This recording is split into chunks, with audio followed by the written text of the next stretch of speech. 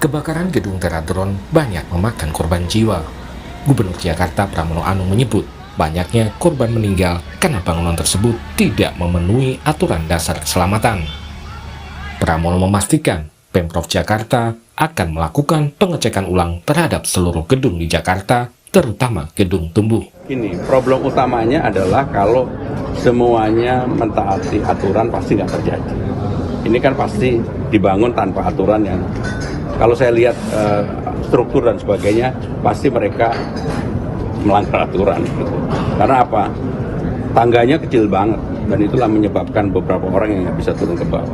Jadi saya udah meminta, dan dalam minggu-minggu ini kita akan segera mengecek kembali semua gedung yang ada. Karena memang yang seringkali jadi problem itu bukan gedung-gedung yang, mohon maaf, yang tinggi-tinggi yang memang aturan dan syarat administrasinya lengkap, tetapi gedung-gedung yang tumbuh. Nah, gedung kemarin itu gedung yang tumbuh, kiri kanannya gedung lama, tumbuh satu-satunya gedung itu, sehingga pasti secara kelengkapan persyaratannya tidak terpenuhi. Sementara polisi masih menyelidiki ada tidaknya tindak pidana atau unsur kelalaian yang mengakibatkan 20 lebih korban jiwa dalam kasus kebakaran gedung Teradron. Polisi telah memeriksa 6 saksi dan akan memeriksa 2 saksi dari manajemen gedung. Melaksanakan pemeriksaan terhadap 6 orang dari karyawan, baik itu dari bagian gudang, perkesi dan sebagainya. Ada 2 orang saksi kunci lagi yang akan kami periksa, termasuk dari pihak manajemen. Tentunya kami berharap bahwa pemeriksaan ini bisa membuat terang, dan kami masih melaksanakan penyelidikan untuk menemukan apakah ada pidana atau karena kelalaiannya yang menyebabkan korban begitu banyak. Tentunya Gedung Teradron di Cempaka Baru, Kemayoran, Jakarta Pusat terbakar Selasa kemarin. 22 orang tewas dalam kejadian ini. Tim Liputan, Kompas TV.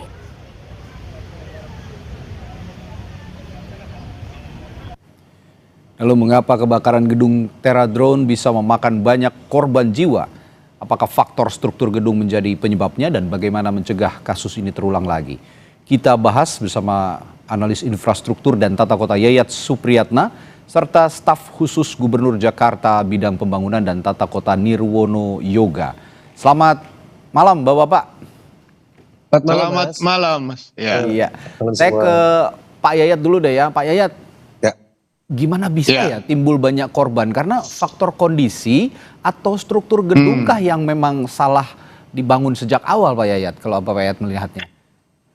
Ya, ini menarik. Tadi kita dengar bahwa bangunan ini adalah struktur bangunan tumbuh ya. Artinya kiri kanan dengan bangunan sekitarnya tidak sama. Nah, ini yang menjadi catatan penting adalah dalam konteks bangunan yang ditambahkan tinggi lantainya, persyaratan-persyaratan aspek tentang keselamatan itu dipenuhi atau tidak.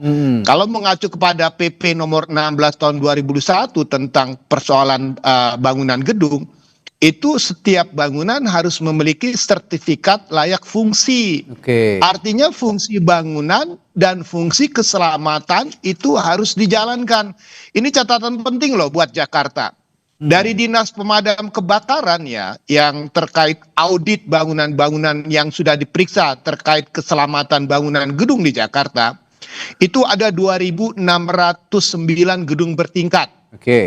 Dari 2.609 itu 1.228 itu bangunan yang lebih 8 lantai yang sudah diaudit. Ada 1.381 gedung bertingkat rendah kurang dari 8 lantai. Yang menjadi catatan penting ini mungkin perlu kita perhatikan. Ada 694 gedung. 694 gedung belum memenuhi standar proteksi kebakaran. Apa aja gedungnya? 361 gedung tinggi, artinya gedung yang di atas 8 lantai, dan 333 gedung rendah yang tidak memenuhi sistem proteksi. Nah, ini menjadi catatan penting nih. dengan kejadian di gedung Teradron ini. Apakah gedung ini dikategorikan gedung yang belum memenuhi persyaratan proteksi keamanan, keselamatan, kebakaran? Oke. Dilakukan sertifikasi nggak layak fungsi di dalamnya terkait aspek keselamatan? Itu penting itu. Oke. Ya, kalau gitu saya ke Pak Nirwono. Pak Nirwono, Iya, selama ini itu kalau kata Pak Yayat ada 694 gedung yang belum punya standar proteksi orang untuk kebakaran. Nah, ini Iya. selama ini gimana kalau di Pemprov inventarisasinya apakah berjalan terus sebenarnya paralel atau memang Iya. ada gedung-gedung baru yang masih bertahap akan diberikan sertifikasi?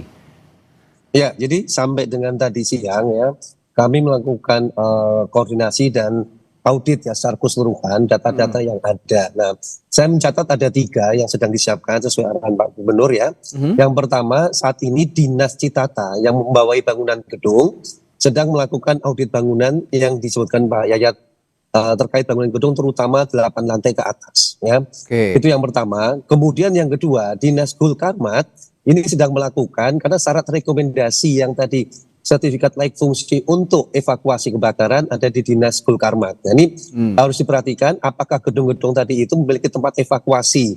Apakah tempat evakuasi tadi umpamanya kalau di jalan-jalan ruko itu tidak tertutup bangunan ataupun peralatan misalnya kan. Terus juga sampai dengan usahanya nih Mas Adit. Jadi ruko-ruko tadi juga harus diketahui usahanya apa. Apakah rawan atau berisiko terhadap kebakaran atau tidak. Nah, ini yang sedang dalam pendataan dan terakhir Dinas PTSP yang mengeluarkan izin ya. Jadi ada 2 dinas tadi, Dinas Citata dan Dinas PTSP yang mengeluarkan izin soal PBG dan SLF. Nah, ini sedang kami lakukan audit untuk segera dapat dipublikasikan kepada masyarakat. Tujuannya apa? Tujuannya untuk memastikan bahwa seluruh gedung di Jakarta itu aman bagi para pekerja maupun penghuninya. Itu dari komitmen dari Pemprov DKI. Oke. Kira-kira itu gambarannya. Oke, baik. Saya ke Pak Yayat lagi, Pak Yayat, tapi kalau untuk standar umum gitu ya, jalur evakuasi yang harus dipenuhi itu apa saja sih kira-kira untuk gedung yang ya amit-amit ya kalau kita mengalami kebakaran itu harus ada jalur evakuasi. Nah, standarnya itu bagaimana sih? Nah, sistem proteksi itu kan ada 2 ya, sistem proteksi aktif dan pasif. Yang aktif itu kalau ada sistem otomatis, seperti contohnya deteksi asap, alarm, ya kan, sprinklernya, kemudian ada detektor panas. Itu kalau terjadi apa-apa pasti ada emergency yang bunyi atau sebagainya. Kedua, ada peralatan pendukung di dalamnya itu seperti hidrannya, sprinkler otomatis, tabung alat pemadam kebakaran. Apar ya. Yang pasif aparnya, yang pasifnya itu kan yang evakuasi. Nah, sekarang pertanyaannya, dari apa yang tampak pada kondisi gedung sekarang, ini kelihatannya aspek evakuasi belum tergambarkan nih, apalagi in out-nya itu hanya di lantai bawah gitu ya. Otomatis itu kelihatan sekali bagaimana penyelamatan melalui lantai atas ke bawah. Nah, ini dengan gedung kiri kanan itu kan tidak terkoneksi. Nah, ini yang menjadi catatan penting buat kita. Misalnya contoh ya, dalam konteks penambahan tinggi lantai bangunan, itu misalnya ruko yang dirubah fungsinya, ada nggak masuk terkait masalah evakuasi. Kemudian gedung ini dilakukan sertifikasi layak fungsi terkait masalah kebakaran atau tidak. Nah, tadi juga benar tuh Pak Nirwono juga mengatakan bahwa aspek evakuasi adalah hal yang wajib ada. Nah, yang kedua yang perlu kita catat, dari jenis bangunan yang ada, yang paling penting adalah bahan bangunan yang digunakan itu materialnya tahan api atau tidak. Seperti untuk struktur partisinya. Nah, kita belajar dari kebakaran di Hong Kong coba. Kenapa tiba-tiba kebakaran di Hong Kong yang luar biasa? Karena tadi ada bambu, kemudian ada tutupan plastik, sehingga mempercepat api menjalar. Nah, ini sekali lagi saya mengatakan, audit terkait bangunan juga terkait juga dengan bahan konstruksinya. Mudah terbakar, tahan api atau tidak. Baik. Nah, tadi kan Pak Nirwono mengatakan juga Pemprov ini akan mengecek ulang ya seluruh gedung di Jakarta, khususnya gedung-gedung tumbuh. Nah, ini biasanya bagaimana tindak lanjut dari cek ulang di gedung ini? Karena jarang terdengar juga sepertinya sekarang ada gedung-gedung yang belum memenuhi standar tapi diberikan sanksi tegas. Tapi jangan dijawab dulu ya, Pak Nirwono, kita harus jeda dulu sebentar. Kita akan tanyakan itu sesaat lagi di Sapa Indonesia Malam.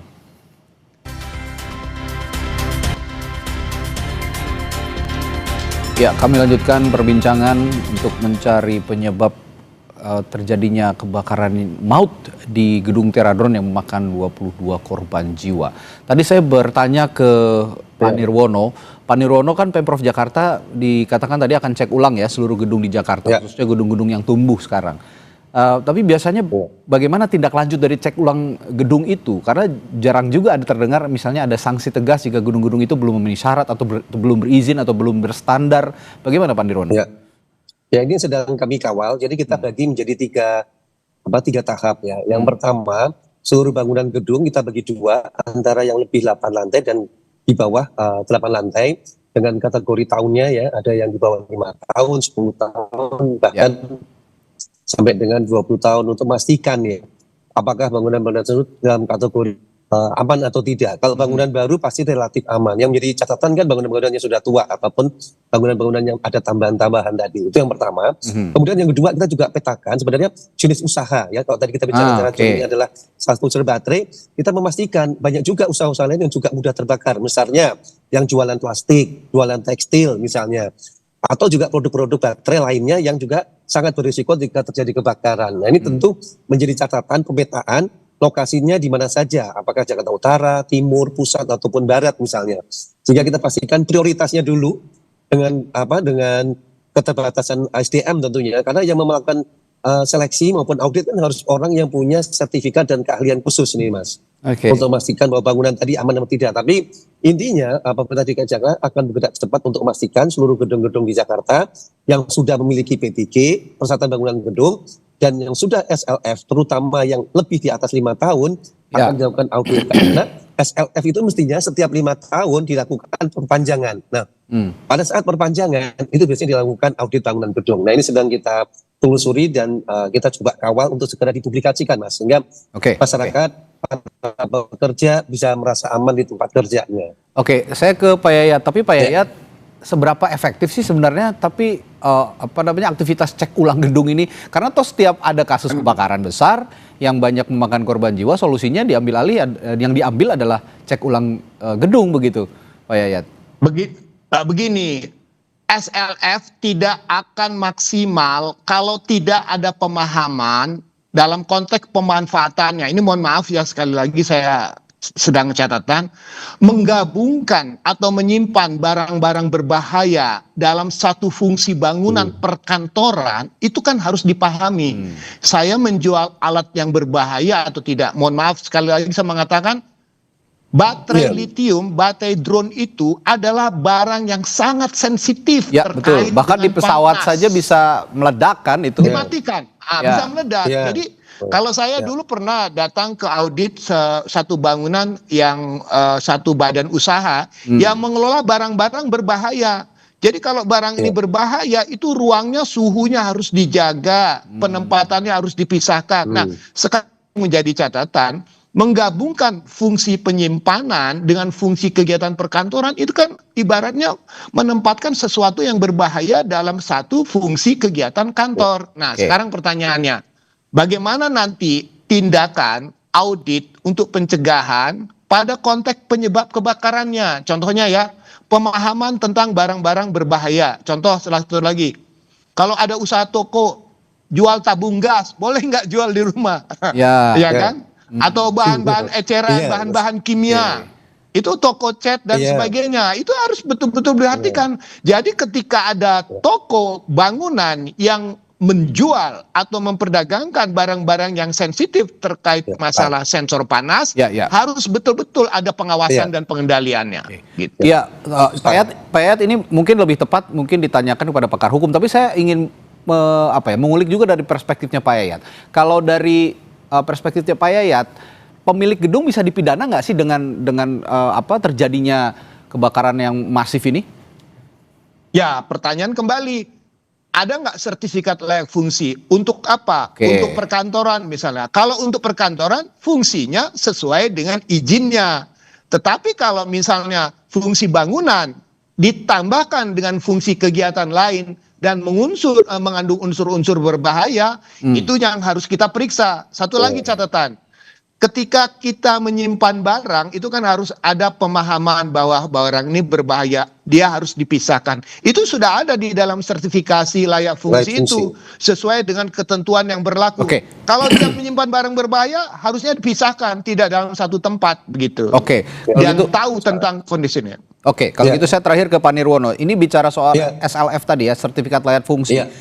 Dalam konteks memperketat inspeksi dan sertifikasi gedung, pemerintah Provinsi Ya. DKI Jakarta sepertinya harus meningkatkan frekuensi pemeriksaan SLF ini juga Pak Ya. Nirwono, dan juga IMB Betul. melalui Dinas Cipta Karya. Nah, fokus pada gedung bertingkat di kawasan padat seperti di Kemayoran juga jadi PR juga nih, kan banyak juga gedung-gedung yang berada di Betul.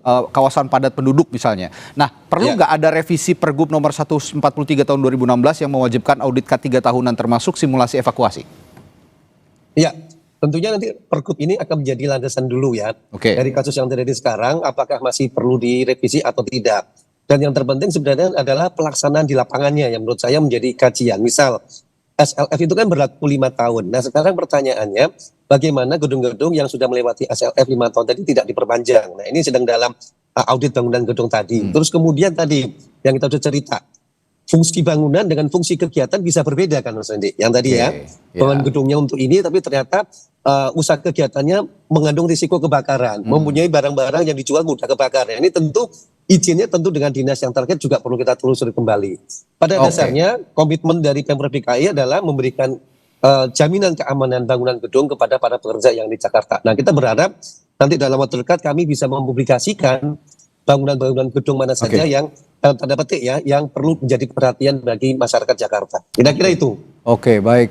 Banyak juga sepertinya PR-nya Pemprov DKI beserta Ya. Pak Nirwono ini ya. Apalagi kalau kata Pak Yayat ada 600 lebih ya Pak Yayat ya gedung yang Ya, belum betul, di ini yang harus disisir 694. satu-satu. Ya, betul. Baik, Ya, baik. betul.